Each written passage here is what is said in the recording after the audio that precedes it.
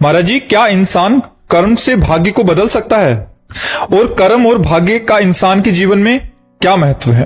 पूर्व जो हमारे द्वारा शुभ अशुभ कर्म हुए हैं वो संचित हो जाते हैं, जिसे अपनी गांव भाषा में गोदाम कहते हैं।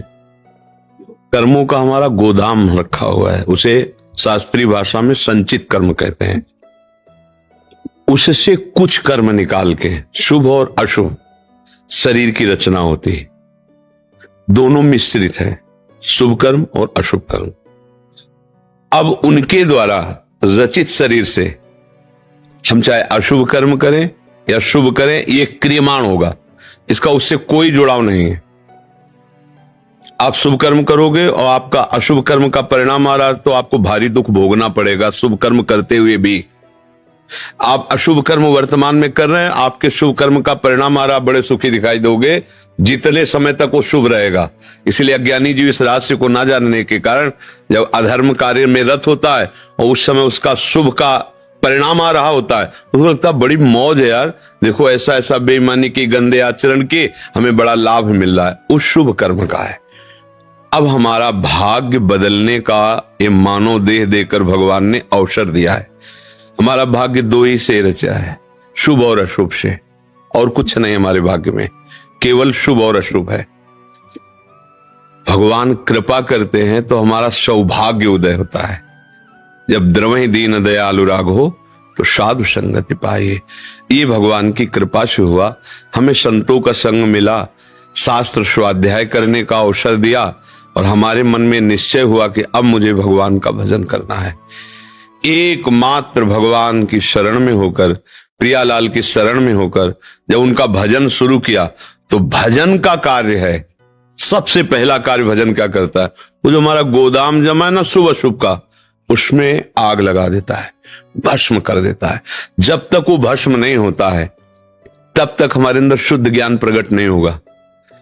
जहां हमारे अंदर शुद्ध ज्ञान प्रकट हुआ तो प्रारब्ध भोग हमारे लिए खिलवाड़ हो जाता है। जो शुभ अशुभ कर्मों का परिणाम है ना, वो शुभ में हर्षित नहीं होगा और अशुभ में शोकित नहीं होगा। अब वो आगे बढ़ पड़ा, अब उसका भाग्य बलवान होता चला जा रहा है, क्योंकि शुभ अशुभ से रहित होकर वो जीवन मुक्तता की तरफ बढ़ रहा है। तो बोले बड़े भाग पाई सत्संगा। भाग कब बड़े हुए? शुभ अशुभ से रहित होकर। कब? बिना प्रयास होई भव भंगा।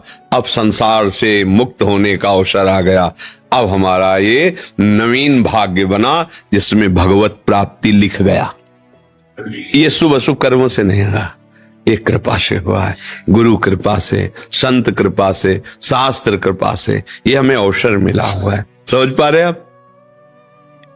भक्तजन जिन्हें प्रेम से भगवान पुकारते, जो सदैश्वर्य संपन्न भगवान है, ज्ञानी जन उसे आत्मा स्वरूप से, योगी जन उसे परमात्मा स्वरूप से। जैसे जल कहो या तोय कहो या पानी कहो, बात एक ही है। उसी को आत्मा कहा गया, उसी को परमात्मा कहा गया, उसी को ब्रह्म कहा गया, उसी को भगवान कहा गया। प्रेमी का प्रीतम भी वही है और वही चराचर रूप में भी वही है। समझ रहे ना?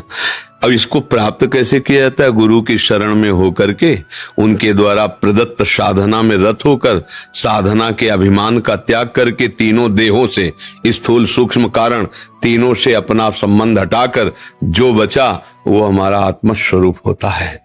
अब ये कहने में तो इतना हो गया, और इसके लिए जन्म जन्म मुनि रतन कराहे। शरीर का देहाभिमान इंद्रियों और मन को लेकर जो विषयों में विचरण करता है, सारा ज्ञान इसी को हटाने के लिए है। और हम सारा ज्ञान शास्त्री इसलिए सीखते हैं कि हमारी इंद्रियों को हमारे मनमानी भोग मिले, हमें सम्मान मिले, हमें प्रतिष्ठा मिले। तो देहाभिमान पुष्ट हो गया। आत्मस्वरूप के ज्ञान की तो बात जाने दो, वो साधारण सदाचार को भी नहीं निर्वाह कर सकता। और ज्ञान है, शास्त्रों का ज्ञान है, शास्त्रों का ज्ञान है, लेकिन शास्त्र ज्ञान जिसके लिए हमें प्रयोग करना चाहिए हम भूल गए, तो शास्त्र ज्ञान अज्ञान ही है। इसलिए नायमात्मा प्रवचने न लभ्या न मेधया न बहुना श्रुते न। बहुत बुद्धिमान है तो भी नहीं, बहुत प्रवचन कर लेता है तो भी नहीं, बहुत प्रवचन सुनता है तो भी नहीं। जो गुरुदेव की शरण में होकर आत्मस्वरूप गुरुदेव का वर्ण कर लेता है तो मोक्ष मूलम गुरु कृपा उनके आश्रित हो गया, तो दयाभिमान गलित हुआ, जो बचा वही स्वरूप है। जितना चिंतन है सब डिलीट कर दो, जो अचिंत्य है वही बचा, वही आपका स्वरूप है। अब सारा जीवन इसी में लगाया जाता है। अब चिंतन को डिलीट करना बड़ा कठिन है, बातें चाहे कोई बना ले। देखो, जब शास्त्र की बातें की जाती है तो एक अलग बात होती है, और जब उस पर चला जाता है ना तो पता है ना कितने पापड़ बेलने पड़ते हैं, तो उसका अनुभव होता है। इसीलिए प्रश्न का सही कर्ता और सही उत्तर तभी दोनों का मिलेगा जब शाब्द ब्रह्म का पारगामी विद्वान और पार ब्रह्म की अनुभूति से युक्त हो। अब केवल शाब्द ब्रह्म शास्त्र का ज्ञान है, पार ब्रह्म की अनुभूति नहीं, तो ना उत्तर समझ में आएगा ना उत्तर दे पाएगा।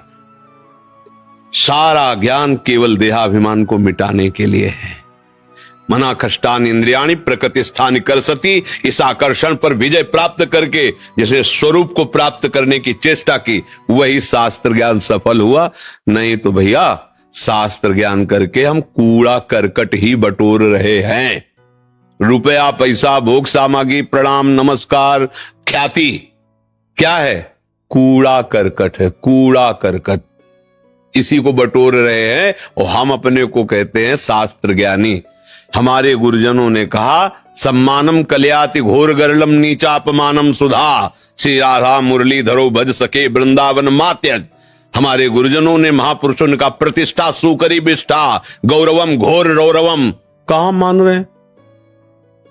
आत्मस्वरूप का ज्ञान प्राप्त करने के लिए शरीर भाव का नाश, तभी तो आत्म भाव को प्राप्त होगे।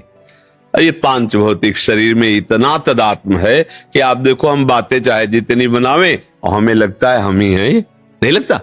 बस ये जो लगता है इसे मिटा दे, तो जो है वो लगता नहीं है, वो है। वो जो है उसकी अनुभूति होगी, उसे कहते हैं ब्रह्म, उसे ही कहते हैं ब्रह्मबोध। और ब्रह्मविद ब्रह्मवि भवति, जिसको ब्रह्मबोध हो गया वो ब्रह्म स्वरूप हो गया, क्योंकि ब्रह्म स्वरूप था, ब्रह्म स्वरूप है, ब्रह्म स्वरूप रहेगा। वो भूल कर अपने को पांच भौतिक देह में, विषयों में, देह संबंधियों के राग में अपने को फंसा दिया, इसलिए वो दुख, हर्ष, शोक, भय, लाभ, हानि, जन्म, मृत्यु इसको प्राप्त हो रहा है। समझ पा रहे?